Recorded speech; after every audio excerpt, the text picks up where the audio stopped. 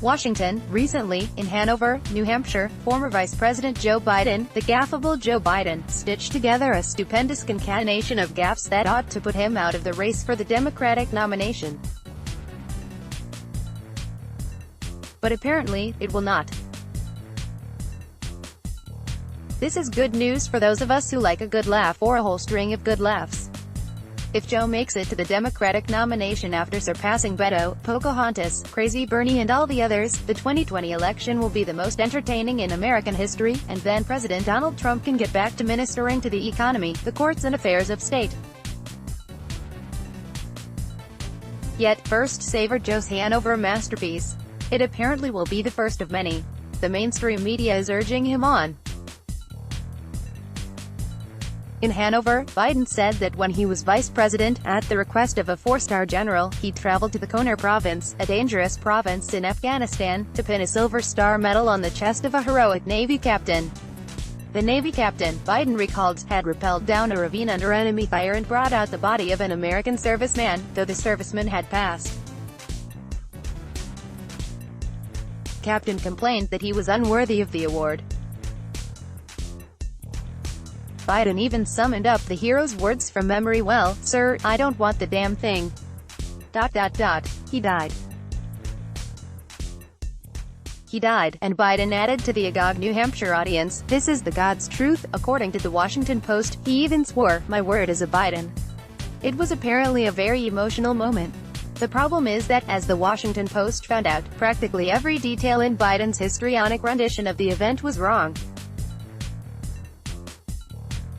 Biden visited the Kunar province as a U.S. senator, not as vice president. The soldier who performed the act of heroism was a 20-year-old Army specialist, not a captain in the Navy. Finally, the soldier, Kyle J. White, never had a medal pinned on him by Biden. He got his award 6 years later from then-President Barack Obama. And, oh, yes, it was a Congressional Medal of Honor, not a Silver Star. Congratulations, Kyle, but remember you have only earned one more Congressional Medal of Honor than Joe. As the Post reports, in the space of 3 minutes, Biden got the time period, the location, the heroic act, the type of medal, the military branch and the rank of the recipient wrong, as well as his own role in the ceremony.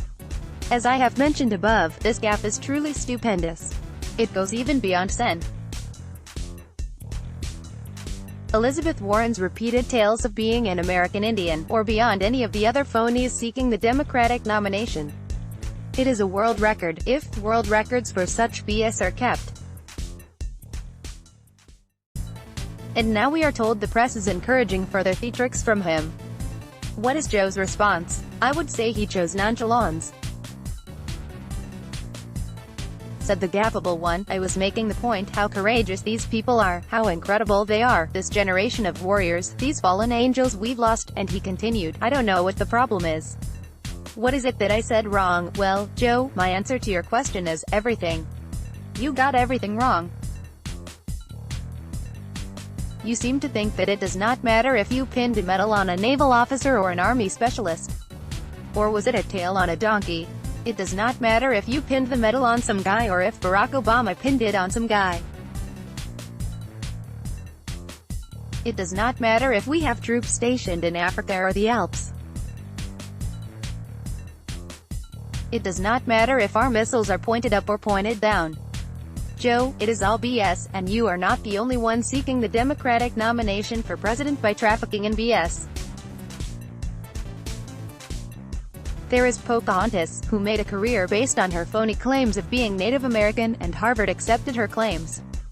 Why? Because the claims helped Harvard meet a minority goal. There is the millionaire socialist Bernie Sanders, who has a carbon footprint that includes 3 homes and a wife who bankrupted a college she oversaw. There is the Irish kid from Texas who claims the Hispanic-sounding name of Beto, though it is really Robert Francis O'Rourke.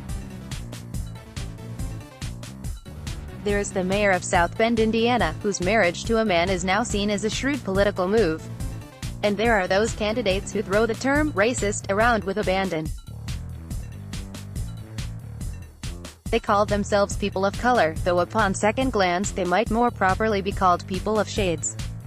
They are all phonies, and now the New York Times House conservative has leapt to Gaffable Joe's defense. On PBS NewsHour last week, David Brooks acknowledged that Biden might embellish his speeches. But he's not mendacious. He's not irresponsible, he said. No, David, if Biden is not mendacious and not irresponsible, perhaps he is delusional. Maybe he can claim he is suffering delusions of candor. Emmett Tyrrell Jr. is founder and editor-in-chief of The American Spectator. He is a senior fellow at the London Centre for Policy Research and the author most recently of The Death of Liberalism, published by Thomas Nelson, Inc. Let's block ads. Why?